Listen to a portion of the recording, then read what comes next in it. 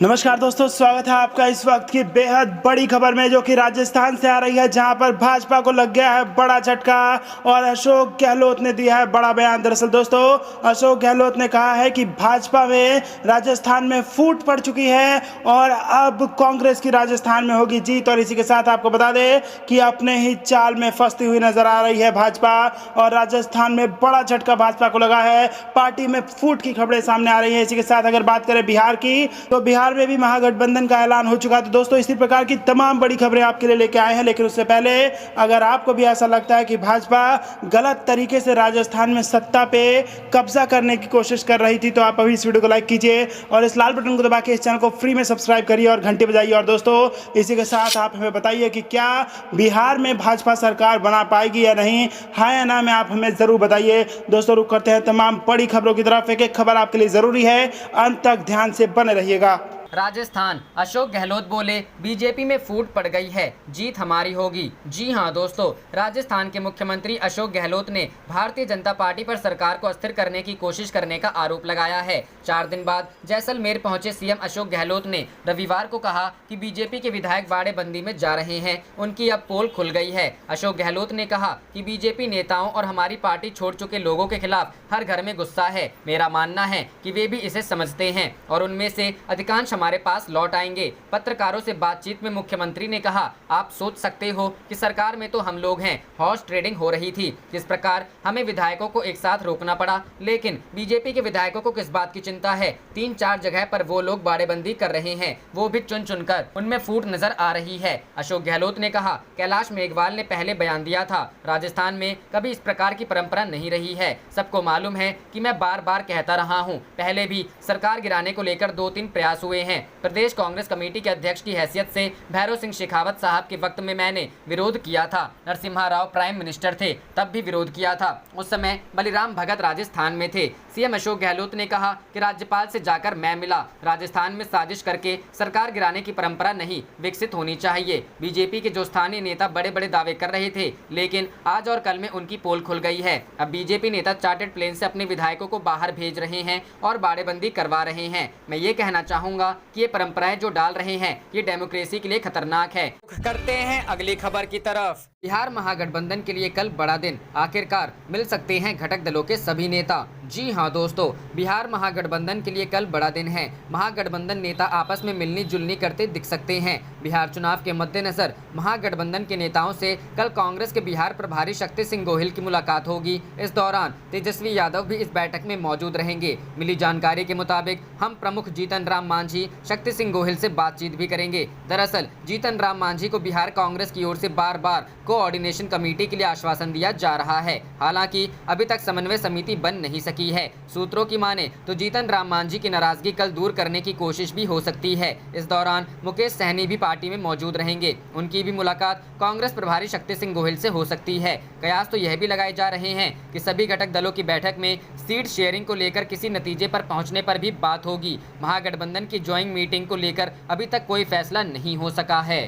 करते हैं अगली खबर की तरफ। बिहार में नए समीकरण के आसार, मांझी ओवैसी आ सकते हैं साथ। जी हां दोस्तों, बिहार विधानसभा चुनाव से पहले एक नए समीकरण के तैयार होने की सुगबुगाहट नजर आ रही है। पूर्व मुख्यमंत्री और हिंदुस्तानी आवाम मोर्चा के राष्ट्रीय अध्यक्ष जीतन राम मांझी, जो फिलहाल महागठबंधन का हिस्सा हैं, उन्हें गठबंधन में कोई तवज्जो नहीं मिल रही है। इस कारण वे अपने लिए नया विकल्प तलाश रहे हैं। इस बात के संकेत मिल रहे हैं कि बिहार विधानसभा चुनाव से पहले जीतन राम मांझी असदुद्दीन ओवैसी की पार्टी AIMIM के साथ गठबंधन कर चुनाव लड़ सकते हैं। इसको लेकर AIMIM के प्रदेश अध्यक्ष अखरुद्दीन ईमान की पहली औपचारिक मुलाकात जीतन राम मांझी से शुक्रवार को उनके आवास पर हुई। जानकारी के मुताबिक दोनों दलों के बीच इस बात को लेकर सहमति बनी है कि बिहार की सभी 243 सीटों पर चुनाव लड़ा जाएगा। AIMIM के प्रदेश अध्यक्ष अखरुद्दीन ईमान ने कहा, जीतन राम मांझी के साथ मेरी निजी मुलाकात थी और मैं उन्हें पहले से जानता हूं। मांझी हमारे साथ किशनगंज की रैली में भी साथ आने के लिए तैयार हो गए थे, मगर आखिरी वक्त पर किसी वजह से नहीं आए। हालांकि सीटों के बंटवारे को लेकर अभी दोनों दलों के बीच में कोई बात नहीं हुई है। बता दें, 2019 में CAA और NRC के खिलाफ असदुद्दीन ओवैसी और जीतन राम मांझी किशनगंज में एक साथ मंच साझा कर एक रैली करने वाले थे, मगर आखिरी मौके पर जीतन राम मांझी ने अपने कदम वापस खींच लिए। माना जा रहा है कि महागठबंधन में तवज्जो नहीं मिलने के कारण दबाव की राजनीति के तहत जीतन राम मांझी ने असदुद्दीन ओवैसी के साथ मंच साझा करने के लिए हामी भरी थी। हिंदुस्तानी अवाम मोर्चा के प्रवक्ता दानिश रिजवान ने कहा, राजनीति में कब कौन किसके साथ गठबंधन करेगा यह कहना मुश्किल है, मगर फिलहाल यह कहना जल्दबाजी है कि हमारा गठबंधन ओवैसी की पार्टी के साथ हो रहा है। ऐसी कोई बात नहीं है। जीतन राम मांझी के असदुद्दीन ओवैसी के साथ मंच साझा करने की खबरों के बाद बिहार के राजनीतिक गलियारे में हड़कंप मच गया था।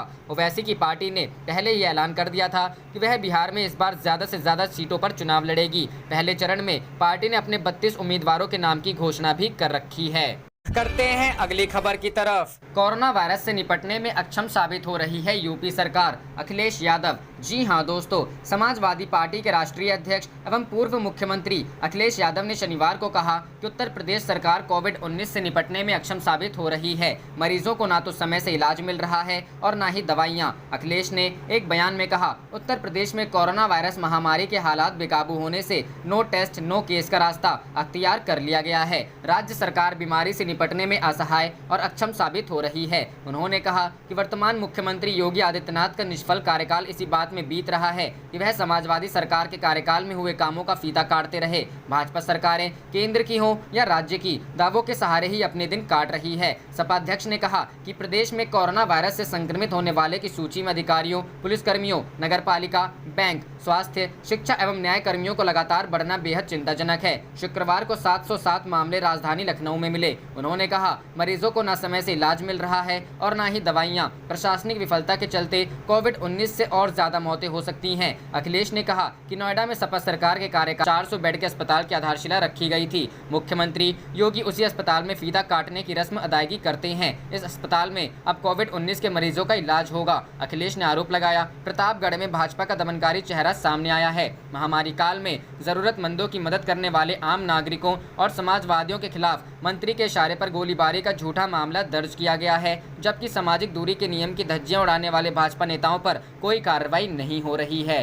करते हैं अगली खबर की तरफ। सुशांत मामले में संजय राउत बोले, सीबीआई के कंधे पर बंदूक रख महाराष्ट्र सरकार को निशाना बनाने की साजिश। जी हां दोस्तों, शिवसेना नेता संजय राउत ने सुशांत सिंह राजपूत मौत मामले की जांच सीबीआई से कराने पर नाम लिए बिना केंद्र सरकार पर निशाना साधा है। संजय राउत ने कहा कि सुशांत सिंह राजपूत के मामले में कुछ लोग पर्दे के पीछे पटकथा लिख रहे हैं, वो सच छुपाना चाहते हैं, इसलिए दबाव तंत्र बनाया जा रहा है। सीबीआई के कंधे पर बंदूक रख महाराष्ट्र सरकार को निशाना बनाने की ये साजिश है। ऐसे कितने भी चक्रव्यूह आप बनाओ, हम भेद कर बाहर आ जाएंगे। राउत ने कहा कि सुशांत सिंह राजपूत की मौत को लेकर बिहार और दिल्ली में जिस तरह की राजनीति की जा रही है, मैं मानता हूं कि महाराष्ट्र सरकार के खिलाफ साजिश रची जा रही है। मुंबई पुलिस एक सक्षम बल है और सच्चाई को सामने लाने की पूरी कोशिश कर रही है। बता दें कि अभिनेता सुशांत सिंह राजपूत की मौत मामले में केंद्र सरकार ने सीबीआई जांच की मंजूरी दे दी है, लेकिन इस पूरे मामले को लेकर राजनीति और आरोप प्रत्यारोप का दौर भी जारी है। बुधवार को शिवसेना नेता संजय राउत ने आरोप लगाया था कि सुशांत की मौत मामले से महाराष्ट्र के मंत्री और युवा नेता आदित्य ठाकरे के तार जोड़ने की साजिश की जा रही है। रावत ने किसी का नाम नहीं लिया था, लेकिन उन्होंने कहा था कि विपक्ष को अब भी यह हजम नहीं हो रहा है कि राज्य में शिवसेना के नेतृत्व वाली सरकार सत्ता में है। रावत ने कहा कि आदित्य ठाकरे को सुशांत सिंह राजपूत मामले से क्या लेना देना। ऐसा लगता है कि विपक्ष को अब भी यह हजम नहीं हो रहा है कि राज्य में शिवसेना के नेतृत्व वाली सरकार सत्ता में है। उन्होंने कहा कि मामले से आदित्य ठाकरे के तार जोड़ने की साजिश कर रहे लोगों को इसकी भारी कीमत चुकानी होगी। मुख्यमंत्री उद्धव ठाकरे के बेटे आदित्य ने मंगलवार को स्पष्ट किया था कि सुशांत सिंह राजपूत मामले से उनका कोई लेना देना नहीं है और बिना कारण के उन्हें और उनके परिवार को निशाना बनाया जा रहा है। उन्होंने कहा था कि अभिनेता की मौत के बाद गंदी राजनीति चल रही है और बिना किसी का नाम लिए कहा कि हताशा में ऐसे आरोप लगाए जा रहे हैं। करते हैं अगली खबर की तरफ। राजस्थान सीएम गहलोत का सभी विधायकों को लेटर लिखा, सरकार अस्थिर करने के मंसूबे कामयाब ना होने दें। जी हां दोस्तों, राजस्थान में सियासी संकट के बीच सीएम अशोक गहलोत ने राज्य के सभी विधायकों को पत्र लिखकर सरकार बचाने के लिए समर्थन की मांग की है। मुख्यमंत्री ने सभी 200 विधायकों को 3 पेज का पत्र लिखा है, जिसमें वर्तमान में सियासी हालात और कोरोना संकट के बारे में बात की गई है। अशोक गहलोत ने पत्र में लिखा कि मेरी आप सभी से अपील है कि लोकतंत्र को बचाने हम हम में जनता का विश्वास बरकरार रखने एवं गलत परंपराओं से बचने के लिए आपको जनता की आवाज़ सुननी चाहिए। आप चाहे किसी भी राजनीतिक पार्टी के विधायक हों, आप अपने अन्य साथियों, परिवारजनों और अपने क्षेत्र के मतदाताओं की भावनाओं को समझकर यह सुनिश्चित करने का फैसला करें कि किस प्रकार राजस्थान के हितों के लिए जनता द्वारा चुनी गई बहुमत प्राप्त सरकार मजबूती के साथ कार्य करती रहे और सरकार को अस्थिर करने के मंसूबे कामयाब ना हो सके। मुझे विश्वास है कि प्रदेशवासियों के व्यापक हित में आप सच्चाई के साथ खड़े रहेंगे और राज्य के विकास और समृद्धि के लिए जनता से किए वादों को पूरा करने में अपना सहयोग करेंगे।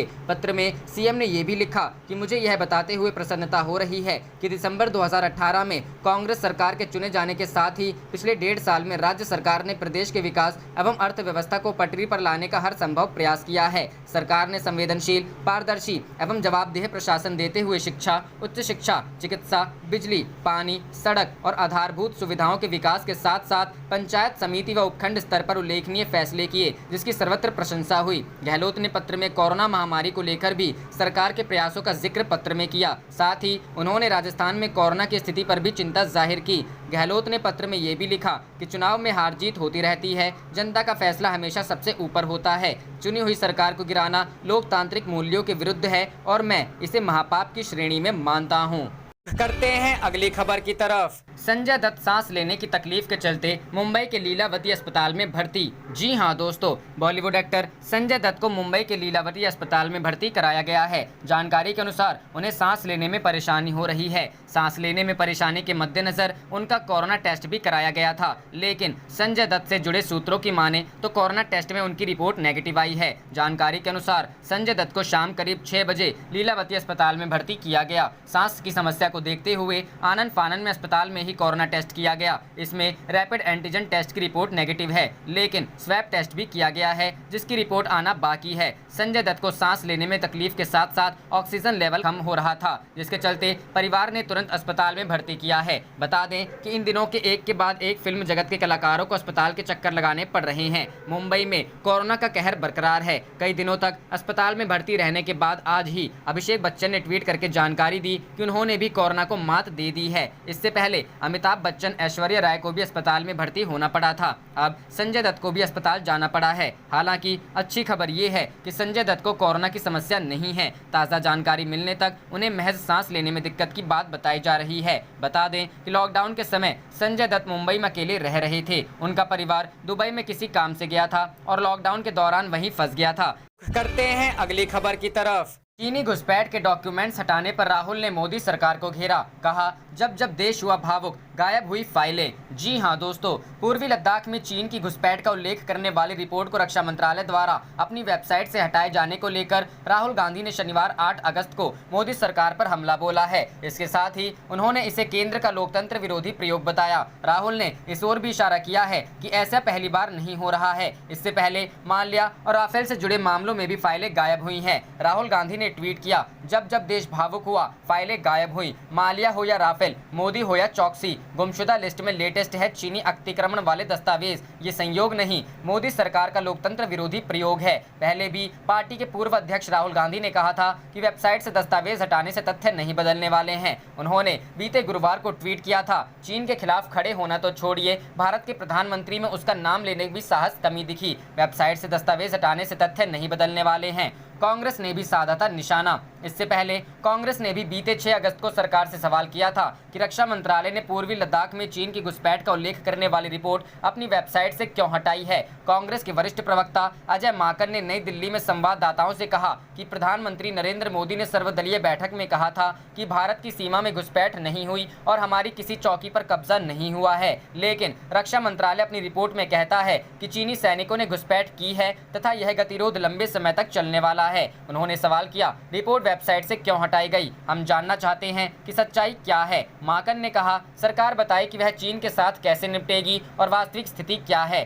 देश की जनता को यह जानने का हक है। क्या है मामला? दरअसल रक्षा मंत्रालय ने अपनी वेबसाइट पर अपलोड उस दस्तावेज को बृहस्पतिवार 6 अगस्त को हटा लिया जिस पर आधारित एक खबर अखबार में प्रकाशित हुई। खबर के मुताबिक जून महीने की इस रिपोर्ट में कहा गया है कि चीनी सैनिकों की एक तरफा आक्रामकता से पैदा हुए हालात संवेदनशील बने हुए हैं तथा यह गतिरोध लंबा चल सकता है। करते हैं अगली खबर की तरफ। राहुल गांधी ने करो या मरो को दिए नए मायने, बोले अन्याय के खिलाफ डरो मत लड़ो। जी हां दोस्तों, कांग्रेस के पूर्व अध्यक्ष राहुल गांधी पिछले कुछ दिनों से सोशल मीडिया पर काफी एक्टिव हैं। वह कभी कोरोना संकट तो कभी देश की बिगड़ती अर्थव्यवस्था पर अपनी राय रखते रहते हैं। अब इस बार उन्होंने भारत छोड़ो आंदोलन को लेकर अपनी राय रखी। राहुल गांधी ने शनिवार को भारत छोड़ो आंदोलन की 78वीं वर्षगांठ पर कहा कि अब महात्मा गांधी के नारे करो या मरो को अन्याय के खिलाफ लड़ो डरो मत के रूप में नए मायने देने होंगे। उन्होंने ट्वीट किया कि भारत छोड़ो आंदोलन के 78वीं वर्षगांठ पर गांधी जी के करो या मरो के नारे को नए मायने देने होंगे, अन्याय के खिलाफ लड़ो डरो मत। राहुल ने भारत छोड़ो आंदोलन की तस्वीर भी शेयर की जिसमें राष्ट्रपिता महात्मा गांधी एक विशाल जनसभा को संबोधित कर रहे हैं। महात्मा गांधी ने 8 अगस्त 1942 को उन्होंने भारत छोड़ो आंदोलन की शुरुआत की थी। करते हैं अगली खबर की तरफ। उत्तर प्रदेश कांग्रेस की मांग, बाढ़ से फसलें हुई चौपट का मुआवजा दे सरकार। जी हां दोस्तों, उत्तर प्रदेश कांग्रेस ने राज्य सरकार से बाढ़ को आपदा घोषित कर इस कारण फसलें नष्ट होने से बर्बाद हुए किसानों को सहायता देने की मांग की है। प्रदेश कांग्रेस कमेटी के अध्यक्ष अजय कुमार लल्लू ने शनिवार को कहा कि बाढ़ के कारण बहराइच से लेकर बलिया तक स्थिति बहुत भयावह है। जगह जगह तटबंधों की दशा में बेहद दयनीय है। किसानों को मुआवजा दे सरकार कांग्रेस। उन्होंने कहा कि इससे सरकार की लापरवाही उजागर होती है। लल्लू ने मांग की कि सरकार तत्काल प्रभाव से बाढ़ को आपदा घोषित करे और जनधन की हानि के लिए मुआवजा घोषित करे। उन्होंने कहा कि बाढ़ में अपार जनधन की हानि हुई है, सरकार को तत्काल प्रभाव से पीड़ित जनता की मदद करनी चाहिए। करते हैं अगली खबर की तरफ। सुशांत सिंह राजपूत केस, मुंबई पुलिस ने सुप्रीम कोर्ट में दाखिल किया अपना जवाब। जी हां दोस्तों, सुशांत सिंह राजपूत मामले में मुंबई पुलिस ने आज सुप्रीम कोर्ट में अपना जवाब दाखिल कर दिया है। मुंबई पुलिस ने कहा है कि सीबीआई को बिहार सरकार की सिफारिश पर सुशांत सिंह मामले में एफआईआर दर्ज नहीं करनी चाहिए थी। सुप्रीम कोर्ट के सामने दाखिल किए गए अपने जवाब में महाराष्ट्र पुलिस ने कहा है इस मामले में मौजूदा तथ्यों और परिस्थितियों को देखते हुए एफआईआर को 0 एफआईआर के तौर पर बांद्रा पुलिस स्टेशन में स्थानांतरित किया जाना चाहिए। सुप्रीम कोर्ट में महाराष्ट्र पुलिस की ओर से दायर इस जवाब में आगे कहा गया है कि अब तक इस मामले में मुंबई पुलिस की तरफ से निष्पक्ष, उचित और पेशेवर तरीके से जांच की गई है और आगे भी की जाएगी। मुंबई पुलिस ने बताया अब तक इस मामले में मुंबई पुलिस ने 56 लोगों के बयान दर्ज किए हैं और हर एंगल से मौत के संभावित कारणों और परिस्थितियों की जाँच कर रही है। इसी महीने की 5 तारीख को सॉलिसिटर जनरल तुषार मेहता ने सुप्रीम कोर्ट को जानकारी दी कि केंद्र सरकार ने अभिनेता सुशांत सिंह राजपूत की मौत की जाँच सीबीआई से कराने की बिहार सरकार की सिफारिश मान ली है। इसके बाद मामले की सुनवाई कर रहे जस्टिस रॉय ने कहा कि एक प्रतिभाशाली अभिनेता की दुर्भाग्यपूर्ण स्थिति में मौत हो गई। कोर्ट इस मामले में महाराष्ट्र सरकार का पक्ष जानना चाहता है। जस्टिस रॉय ने महाराष्ट्र पुलिस में हलफनामा दायर कर ये बताने को कहा है कि उन्होंने जांच में प्रोफेशनल तरीके से काम किया है। जस्टिस रॉय ने कहा कि ये सबके हित में है कि इस मामले में सच सामने आए। सुप्रीम कोर्ट ने बिहार के पुलिस अधिकारी को क्वारंटीन करने के लिए मुंबई पुलिस की आलोचना की और कहा कि ये सही संदेश नहीं देता है। रिया चक्रवर्ती के वकील श्याम दीवान ने कहा कि वे चाहते हैं कि बिहार में कराई गई एफआईआर मुंबई ट्रांसफर हो, लेकिन सुशांत सिंह राजपूत के पिता के वकील विकास सिंह ने इसका विरोध किया। विकास सिंह ने कहा कि महाराष्ट्र पुलिस बिहार पुलिस को सहयोग नहीं दे रही है। सॉलिसिटर जनरल तुषार मेहता ने कहा कि इस मामले में एक पार्टी मुंबई पुलिस से जांच चाहती है और दूसरी पार्टी बिहार पुलिस से। केंद्र सिर्फ इस मामले की जांच चाहता है ताकि कोई सबूत नष्ट न हो। जस्टिस रॉय ने कहा कि सभी पक्षों को सुनने के बाद वे निर्देश दे रहे हैं कि 3 दिन के अंदर सभी पक्ष अपना जवाब दे, जिसके तहत आज मुंबई पुलिस ने अपना जवाब दिया है। उन्होंने 5 अगस्त से एक सप्ताह बाद फिर इस मामले की सुनवाई की तारीख तय की। मुंबई पुलिस बिहार पुलिस में तकरार। सुशांत सिंह राजपूत की मौत की जांच को लेकर मुंबई पुलिस और बिहार पुलिस में जमकर तकरार चल रही है। दोनों एक दूसरे पर आरोप लगा रहे हैं। बिहार पुलिस जब इस मामले की जांच के लिए मुंबई पहुंची तो एक नया विवाद शुरू हो गया। इस मामले की जांच के लिए मुंबई पहुंचे बिहार पुलिस के एक वरिष्ठ अधिकारी विनय तिवारी को क्वारंटीन कर दिया गया था। इस पर बिहार पुलिस के महानिदेशक गुप्तेश्वर पांडे ने कड़ी आपत्ति जताई थी। सुशांत सिंह राजपूत के परिजनों ने मुंबई पुलिस पर आरोप लगाए हैं कि मुंबई पुलिस इस मामले की ठीक से जांच नहीं कर रही है। सुशांत सिंह के पिता ने यह भी आरोप लगाया था कि उन्होंने फरवरी में भी मुंबई पुलिस को ये सूचना दी थी कि सुशांत की जान को खतरा है, लेकिन मुंबई पुलिस ने एक प्रेस रिलीज जारी कर ये कहा कि सुशांत के बहनोई ने मुंबई पुलिस के अधिकारी को व्हाट्सएप पर जानकारी दी थी, लेकिन उन्होंने इस बारे में लिखित शिकायत नहीं की और कहा कि वे अनौपचारिक रूप से ऐसा कह रहे हैं। लेकिन मुंबई पुलिस ने यह स्पष्ट कर दिया कि बिना लिखित शिकायत के जांच जांच नहीं हो सकती। पिछले दिनों रिया चक्रवर्ती ने ट्वीट कर गृह मंत्री अमित शाह से सुशांत सिंह राजपूत की मौत की जांच सीबीआई से कराने की मांग की थी। उन्होंने लिखा था, सर, मैं सुशांत सिंह राजपूत की गर्लफ्रेंड हूं। सुशांत की मौत के 1 महीने गुजर गए। मुझे सरकार पे पूरा भरोसा है। मैं चाहती हूं कि इस मामले में इंसाफ सुनिश्चित हो, इसलिए इसकी जांच सीबीआई से कराई जाए। मैं बस ये जानना चाहती हूं कि सुशांत ने किस दबाव में इतना बड़ा कदम उठाया। सुशांत सिंह राजपूत की मौत के बाद हिंदी फिल्म इंडस्ट्री में भाई भतीजा बात पर भी खूब बहस हुई। अभिनेत्री कंगना रनौत ने कई गंभीर आरोप लगाए तो अनुराग कश्यप जैसे कई निर्देशकों ने इसे खारिज भी किया। कई आरोप व्यक्तिगत भी हुए और लोगों ने एक दूसरे पर आरोप प्रत्यारोप भी लगाए। आप देख रहे थे आपका अपना चैनल जय हिंद जय भारत।